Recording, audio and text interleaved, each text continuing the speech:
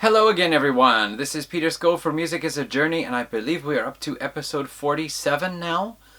Whew! I've been trying to reach 48 by the end of the year, and 48 is when multiples of 12 is when I always do my year-end thing. So we're at episode 47, and today's topic is going to be heavy metal albums of 1981.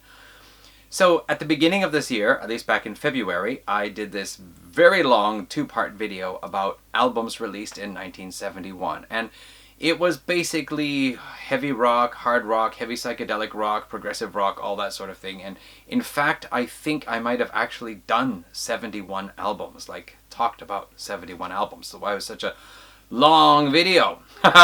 So I decided that this time here, I'm going to try to make it a little bit shorter. I'm not going to do 81 albums, don't worry. But as I was thinking, like when I did a video a couple of videos back, and I was talking about when I first started getting into music, I realized that the year 1981 was the year that I really got into music, and that's, that was 40 years ago. Albums that were released in 1981 turned 40 this year, and so I thought, yeah, I kind of want to go back and revisit that. And there were a lot of really cool rock albums out that year. For example, there was a Journey. Don't Stop Believin', Open Arms. There was Foreigner 4, Billy Squier with Don't Say No, and The Stroke. That was on that compilation I had. Joan Jett released 2 albums, including the I Love Rock and Roll one. I certainly remember that being a popular song at that time. We had Rolling Stones, We Tattoo You. I remember Stop Me Up. Lots of other ones. Rick Springfield, Working Class Dog with Jesse's Girl. Red Rider, Farah Siam with Lunatic Fringe. We had the J. Giles Band, Freeze Frame, Angel in a Centerfold, and King Crimson Discipline, which actually I didn't know about, but it was released that year as well. So lots of really cool rock albums. A really good year for me to start to transition from whatever it was kids listened to and start getting into rock music. Now, as far as heavy metal goes, 1981 was a very interesting year because basically, going back just 2 years prior, Cream magazine in October of 1979 had this cover story here, Is Heavy Metal Dead? And if we take a look at the bands represented here, we've got Aerosmith, Ted Nugent, Led Zeppelin, Kiss, Heart, Boston, Van Halen, and Queen. The article basically talks about all these bands and how it seems that what was heavy metal in the 1970s seems to be dying out here by 1979. The author is bringing it into question, is it a fad that is now passing? October 1979, if only the author knew what was going on in the UK at the time. Or if he'd been paying a little bit more attention to the American underground scene, he might have picked up on a vibe that heavy metal was being reborn. And it would come out in 1980s with the new wave of British heavy metal, as well as several other North American acts and Japanese acts and so on. So 1980 was a really great year, and we also saw like some, not only bands releasing debut albums, but older bands doing something, releasing some of their biggest works. For example, Black Sabbath and Ozzy Osbourne had parted ways, and Black Sabbath recruited Ronnie James Dio and released Heaven and Hell, which is to this day regarded as one of their greater albums, and certainly often regarded as one of their, if not the best Black Sabbath album without Ozzy Osbourne. Ozzy Osbourne released his debut album, Blizzard of Oz, Crazy Train, Mr. Crowley, Suicide Solution. And then we had AC/DC. They lost Bon Scott tragically in 1979, at least after the release of Highway to Hell, and they brought in Brian Johnson, released Back in Black, and I do believe Back in Black is their biggest selling album ever, and also one of the, if not the, certainly the top biggest selling rock albums ever. So that worked for them. Judas Priest had been reinventing their sound and came out with British Steel in 1980, which was probably, I think, up to then, their most commercially successful album. And certainly with songs like Living After Midnight and Breaking the Law, they got themselves on video screens, television screens with their videos. So Judas Priest were going somewhere as well. Just lots of things happening in the music scene at the time. So by the time 1981 came around, heavy metal was more or less there on the doorstep with both feet in the front door. And a lot of bands were then trying to release new albums that could be on par, at least measure up to their previous releases. So I took a quick gander on the internet. I checked 13 lists of top 20, top 25, top 10 albums, heavy metal albums from 1981. And one thing I find really interesting is that the lists give you a snapshot of what heavy metal was, what was considered heavy metal at the time. Because we already saw on this Cream issue here what this author for Cream magazine, this writer, was talking about when he was thinking of heavy metal. Most of these acts, I think, if not all of them, we would consider some form of hard rock or something these days. So 1981, what they were calling heavy metal back then, a lot of it is now classified as hard rock.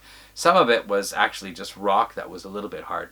But anyway, let's take a look at the list. And what I want to do is I want to introduce the top 20 albums that I found, and after that I just want to mention some other areas related to metal in that for that year.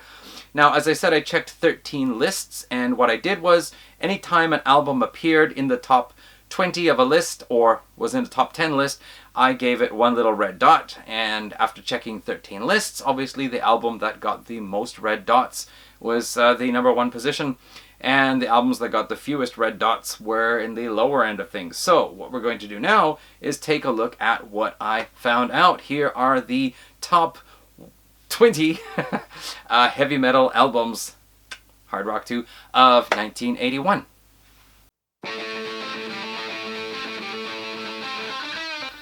Okay, so first of all, I want to say that I was going for 20 albums and I was going for the numbers, and it seemed to reach 19. And the 19th album had 3 votes, or rather 3 appearances on those 13 lists. And after that we were down to 2. However, there was one album that actually appeared 3 or 4 times on the lists, possibly even 5, but it was a live album. So I was thinking I am not going to include live albums, I want to include studio albums. However, that put me in this pinch where I only had 19, or I would have to go up to 22. So I'm including it on the list. The album that I am talking about is Motorhead's No Sleep Until Hammersmith live album, which, as I said, appeared probably 3, 4, 5 times on the top heavy metal albums of 1981. So there we go, we're starting it off with Motorhead's live album of 1981. Then, the album that got 3 votes. Oh, we actually had 3 albums getting 3 votes, and I don't have any of them. But they are Time Tells No Lies by Praying Mantis, a British new wave of heavy metal band. Kind of borderline new heavy metal and hard rock, but they're pretty cool. Actually, I gave the album a listen to again. I've got it on standby at Amazon. I'll probably pick it up sometime in the new year. Sounded like there were some pretty cool songs on there.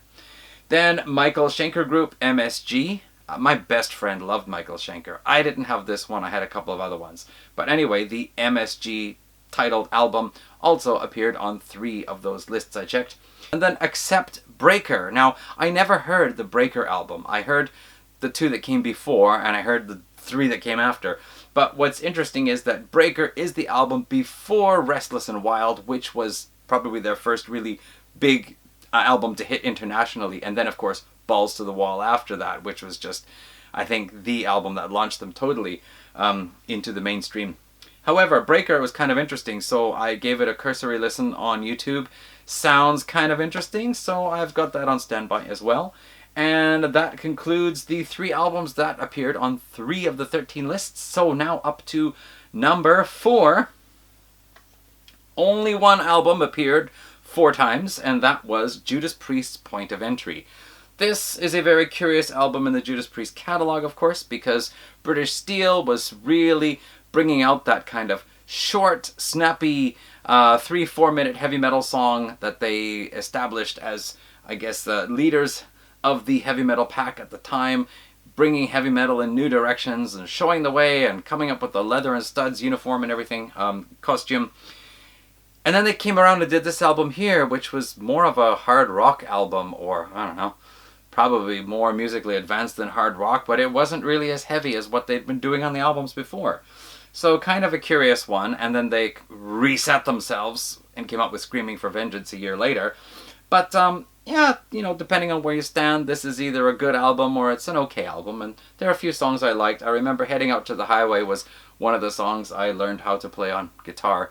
I don't know if I can still do that anymore. But anyway, Judas Priest, Point of Entry, 4 of the 13 lists. Then also, now we move on to 2 albums appearing 5 times. Sorry, that is 3 albums appearing 5 times. One of them is Tigers of Pantang, Spellbound. I have Crazy Nights, which was also released in 1981. I don't have Spellbound. I've heard many people on the internet talking about Spellbound, saying what a great album it is, as well as Crazy Nights. So it looks like I'm going to have to check out Spellbound a little bit more seriously. Got it on standby. Then Raven, Rock Till You Drop. I have to admit, I am not really a fan of Raven. A lot of people I admire on the internet for their metal collections and their metal knowledge love Raven. I think it is the vocals. I just can't really get into them. Anyway, I do have a Raven album, and I had a different one when I was growing up. Rock Till You Drop, I checked it out for the 3rd time now. Anyway, an important album for sure. Kind of proto-speed metal, but I think because of the vocals I can't get into it. But Raven, Rock Till You Drop on 5 of the lists. And then the first cassette I had by a rock or hard rock band, AC/DC, For Those About to Rock. Many people say, of course, not as good as Back in Black, but this was the first cassette I had that wasn't a compilation or something. And so for me, this is a very memorable standout album, and I still think it's got a lot of great songs on there. A couple of ones that never really sank in deep for me, which still don't sink in deep for me, but things like Evil Walks, Inject the Venom, the title track, yeah, a lot of cool stuff. AC/DC, For Those About to Rock. And for my opinion, this was the last really good AC/DC album that I could get into. After that, I felt they had a couple of songs I liked, and then I just couldn't really get into the other ones after that. Anyway, For Those About to Rock on 5 of the 13 lists. And then we move on to 6 albums that appeared on 6 of those lists. Y&T Earthshaker, which I had on cassette in the 80s, and I've been thinking for ages, I should get it, because I really like Y&T in the early half of the 80s there, those few albums they did from Earthshaker through to In Rock We Trust. And Earthshaker's the only one I don't have, but it is a really more rawer, heavier, harder hitting album than what they did after with albums like Black Tiger and Mean Streak and so on. It has more raw aggression to it. So I've ordered it. It's probably coming before the new year. Okay, Y&T, Earthshaker, Van Halen, Fair Warning. I think this is my favorite Van Halen album. It just seems a little bit darker in places. And there was the one track here, Dirty Movies. Loved that when I was 10, 11 years old. Sinner Swing, where he sings, "She looks so good, so sexy and so fine." My mom heard that and turned. "That's not household language," she said. Yeah. Also, what is it here? Push Comes to Shove. I think that one there, some people somewhere have said that might be one of the best solos by Edward Van Halen. I really liked Mean Street and Unchained. Especially Unchained. That's probably the heaviest one on here. But yeah, pretty cool. Van Halen's Fair Warning. Then Rush. Oh yes, Rush Moving Pictures. Arguably not really a heavy metal album, although they do have some great heavy riffs and some wonderful guitar playing. But Rush still get lumped in with the heavy metal crowd or hard rock crowd. Probably less of a progressive album than their older stuff, but still holding together a lot of the progressive attitude. So, and also probably their most famous and best-selling album, Moving Pictures. The whole of side 1 from Tom Sawyer, Red Barchetta, YYZ, Limelight. All those ones are brilliant, and The Camera Eye I really like too. So Rush Moving Pictures appearing on 6 of the 13 lists. And one other album also to appear on 6 of 13 lists, Blue Oyster Cult and Fire of Unknown Origin. This one, oh man, veteran of the Psychic Wars, heavy metal, the Black and Silver, Vengeance, the Pact, probably one of Blue Oyster Cult's biggest albums, I think, and also an album that included 1 or 2 songs for the heavy metal movie soundtrack, which also featured other songs that I'm going to talk about in this video here. And that's also kind of important too, to know that that soundtrack, the movie came out in 1981, so that's kind of cool, even though the actual heavy metal story was based on this glowing green orb rather than the actual music. But a lot of heavy metal music was used for the soundtrack, including Boyster Cult. Although listening to it now, I don't see this as being a particularly heavy album, but still a really good one. Climbing up the ladder, we now reach an album that appeared on 9 of the 13 lists. This is Fire Down Under by Riot. I believe it is also their 3rd album after Rock City and Narita. 1981 here. Goofy cover, terrific album. In another video I said that Rock City, Narita, and Fire Down Under make a great trilogy of really good, solid, I guess more hard rock by today's standards, but as an American band, they really had a thing going that was quite similar to what the new wave of British heavy metal bands were doing. And I think that's really cool, because a lot of other American bands at the time, bands like Ted Nugent and Aerosmith, still were going for more of that, a little bit closer to blues-based, Rolling Stones-influenced type of hard rock, and this here was going in a new direction, so that's really cool. Riot, Fire Down Under. Okay. Then, 3 albums appearing on 10 of the 13 lists. One of them, Saxon Denim and Leather. I used to have it on cassette. Now what I have is this box of the career years, I don't know, 1979 to 1984. This is their first 6 albums in one box set. But Denim and Leather, of course. Is it on here? Let me see. Strong Arm of the Law, Denim and Leather.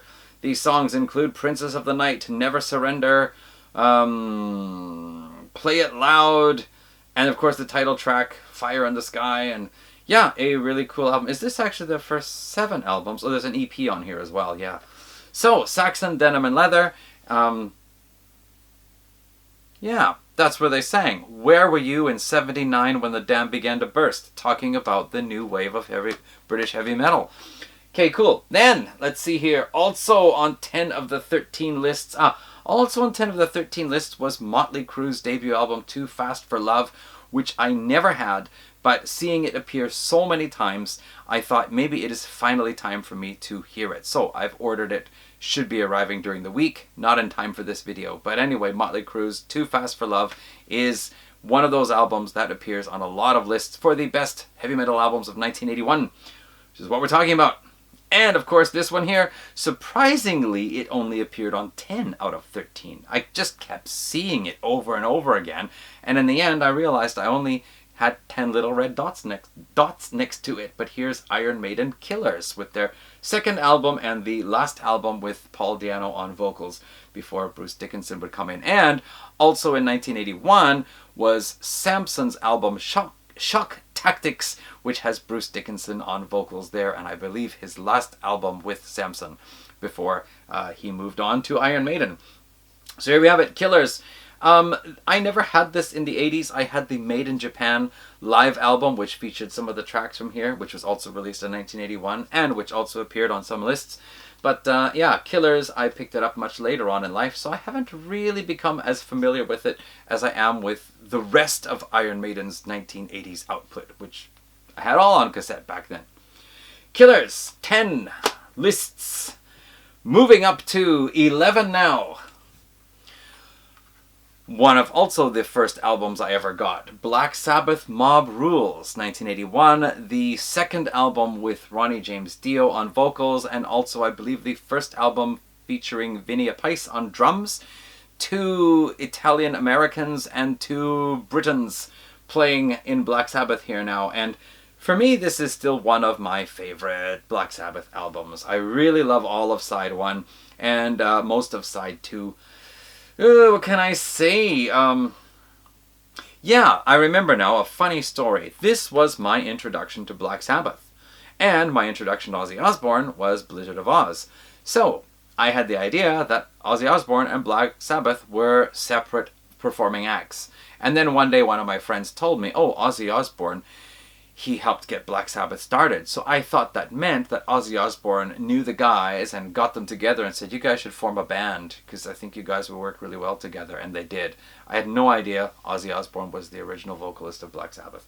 But anyway, Mob Rules. And again, a couple of tracks from here also appeared in the heavy metal movie soundtrack.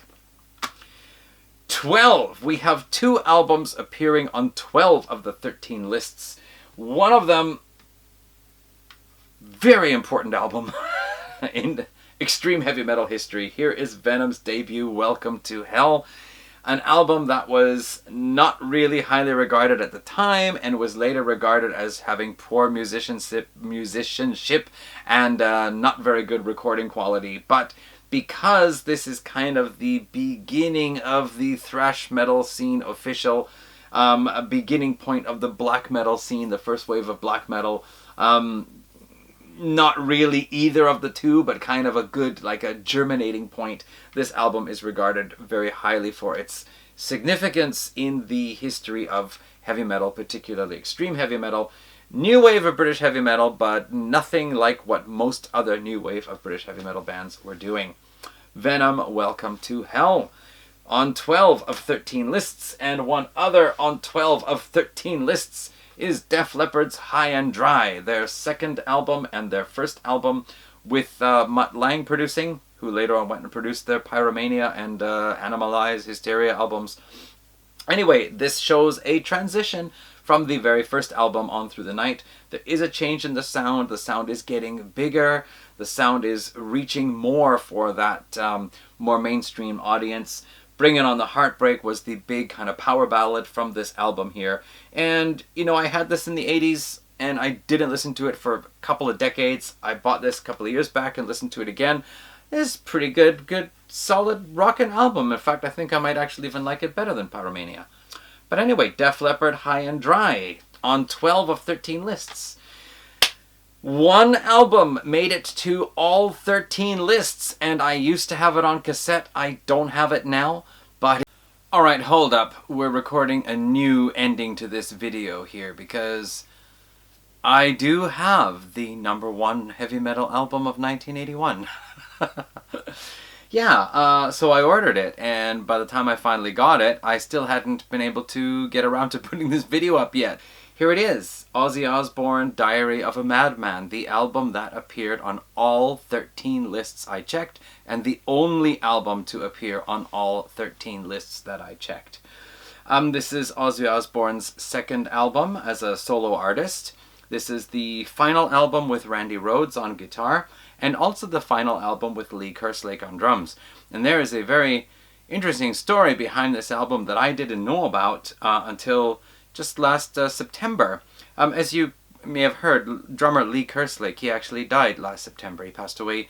And also fellow alumni, Uriah Heep alumni, Ken Hensley, also, they passed away within like about a week of each other in September.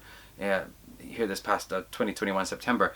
But anyway, at the time of his passing, Lee Kerslake's passing, I read some stories about his career in music, and this is kind of one of the big sore points that stand out, because he, Lee Kerslake drums, and Bob Daisley bass were in the band at the time, and they actually wrote a lot of the songs and wrote a lot of the music, especially Bob Daisley, but Lee Kerslake as well, and they were not credited on the album. Instead, Rudy Sarzo was credited for bass and Tommy Aldridge was credited for drums, and their photos appeared on the inside of the American release of the album, even though they did not appear on the album. Yeah, that kind of thing happens a lot in music anyway. But not only were they not credited for it, but apparently they weren't really paid for their songwriting contributions either. And finally, around the year 2000 or so, they actually sued to get compensated for this. Now, this album, Diary of a Madman, was re-released in 2002, but with the drum and bass parts done by Bob Daisley and Lee Kerslake out, and 2 other musicians re-recorded drum and bass parts put in instead, and apparently this caused quite a bit of a fuss of fans of the album who recognized the change.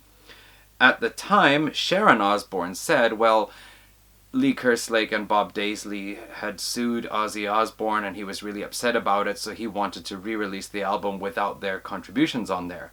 However, Ozzy Osbourne apparently said, no, I had nothing to do with it, that was all Sharon's doing. And apparently Sharon Osbourne had taken over managing Ozzy Osbourne during the recording of this album because the former manager was getting too busy with, I forget, some other things. So Sharon took over, and apparently after she took over, things started to get kind of sour, according to, I think it was Lee Kerslake anyway. So yeah, with this is the, what do you call it, the Legacy Edition. So it's got like all this photos. It's got a double CD though in here with an Ozzy Live CD as well. And so for this Legacy Edition of the album, the original drum and bass parts were restored. Now, one other side thing here that's also kind of interesting is during the rehearsals for this album, Don Airey came in to do the keyboards. Now, Don Airey had done the keyboards on the Blizzard of Oz album as well, including that fantastic opening for Mr. Crowley. However, during the actual recording of this album, Don Airey was on tour with Rainbow because he was playing with Rainbow at the time. He was on the Difficult to Cure album. So he wasn't there for the recording of this. However, he is credited as the keyboard player. But somebody else named Johnny Cook, I believe, in the notes it said had played in Mungo Jerry along with Lee Kerslake previously. So he actually plays the keyboards on this album, even though Don Airey was there for all the rehearsals and everything. So it's really quite a mess up. And you know what? After reading about all that, I thought maybe there would be some kind of background story in here. However, I'm going to take this out now. The booklet that comes inside here, it lists all the songs. It has the lyrics to all the songs without any credit for who wrote them. And then it has lots of photos in here. However, at the very end, where it actually gives credits, Diary of a Madman credits, it just says who produced it, who engineered it, where it was recorded, who did the strings. It doesn't say anything about who played what or who wrote what. And then for the Ozzy Live credits, it gives all the list of credits for the songs here. So they're really trying to avoid mentioning this Lee Kerslake, Bob Daisley contribution, even on the Legacy Edition that came out with this deluxe set here in 2011. But anyway, as for me, I hadn't heard this album in a very long time because I only had it on cassette in the 80s. And truth be told, I was not really a big fan of Ozzy's solo work. I got Blizzard of Oz for Crazy Train on CD and a couple other tracks. But I listened to this just the other day, now that I finally got it, and actually I really like it. I really like this album. And listening to Ozzy Osbourne live on the live CD, I think it must have actually been really cool to see him live. He sounds like really an engaging performer on the stage there, and I think his singing is actually quite good live. So, and of course Randy Rhoads playing guitar live here too. So overall, yeah, good album. Hey! So there it is. Ozzy Osbourne, Diary of a Madman was the most commonly chosen heavy metal album for the top 10 or top 20 heavy metal albums of 1981. Okay, I made a short list here of other worthy mentions. Dokken, Breaking the Chains, their European release, it said somewhere. Used to have that on cassette. I remember the title track, as well as a live recording of a song called Paris is Burning was really cool. My best friend, again, was a big Dokken fan. I think I had 2 of their albums. He had all of them. So Dokken, Breaking the Chains. Crocus, Hardware. Crocus, you know, they started out as a kind of progressive rock band in the mid-70s, and then they heard AC/DC and they just decided to change their sound over. Brought in, Mark Storek on vocals. A little bit sounding like AC/DC from time to time, the Bon Scott era AC/DC, but with their own style.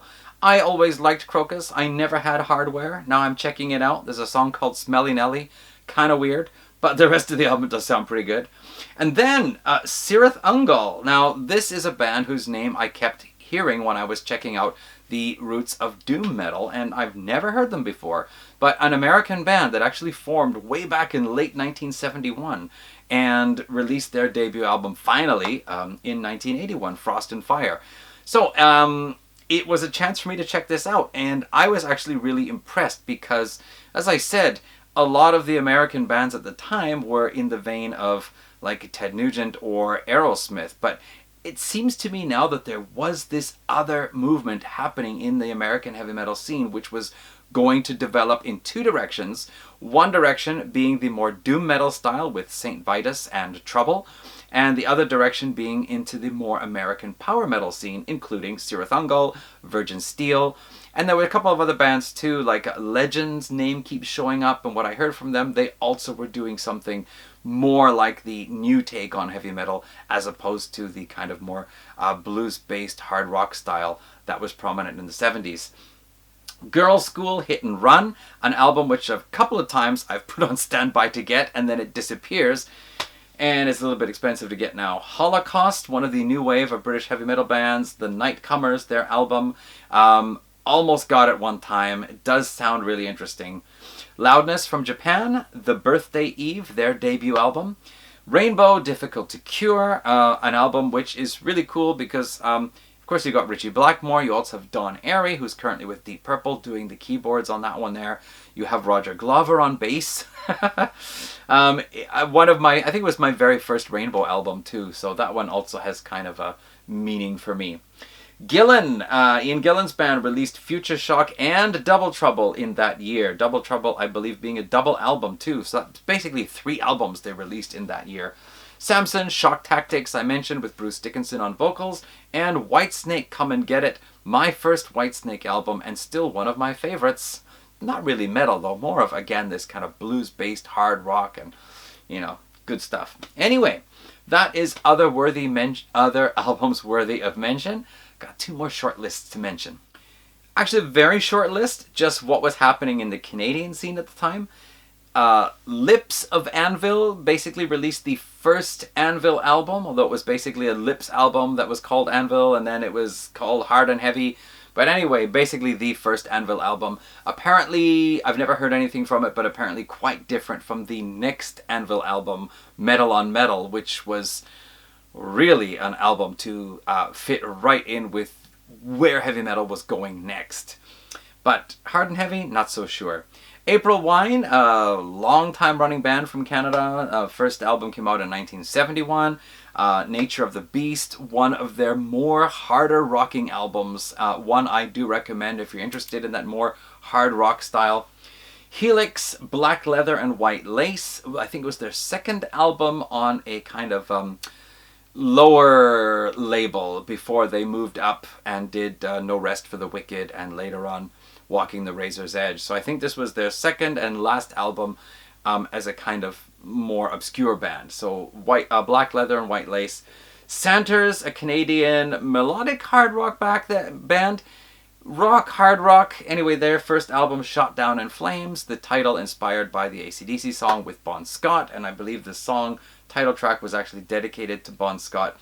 And Triumph Allied Forces, one of their big hard rocking, heavy rocking albums that came out in the 80s there. And I also wanted to mention Chilliwack, not hard rock, although one song on the album is, but I Want to Be a Star, which had the big song My Girl, gone, gone, gone, she's been gone so long, she's been gone, gone, gone so long. Yeah, anyway, I certainly remember that one from back in the day, and I have the album too. Okay, and one other list I want to mention. Yeah, so as I said, like, this is where heavy metal really starts to establish itself as a force. And previously we had the term heavy metal being used to describe a certain type of music. In the 1970s, there were no heavy metal bands. There were rock bands, rock and roll bands that played heavy metal music. This shows up time and time again in some of the publications I have read from the 1970s. However, by the 1980s, we actually start to get heavy metal bands, like bands who are known for playing heavy metal, being a heavy metal band. We have an image for heavy metal too, with the studs and denim and leather and so on. And we have the term heavy metal showing up much more frequently in album titles and song titles. So, albums or songs with metal in the title. We have of course, the heavy metal soundtrack, which had a couple of songs on there titled heavy metal. We have the Plasmatics, which I always thought were kind of more of a hardcore punk band. I'm not sure. I've never listened to them all that much. But they had an EP called Metal Priestess. Heavy Load, I think they were from Norway. They had an album, Metal Conquest. A band called Picture I've never heard of before. They released 2 albums in 1981. One of them was called Heavy Metal Ears.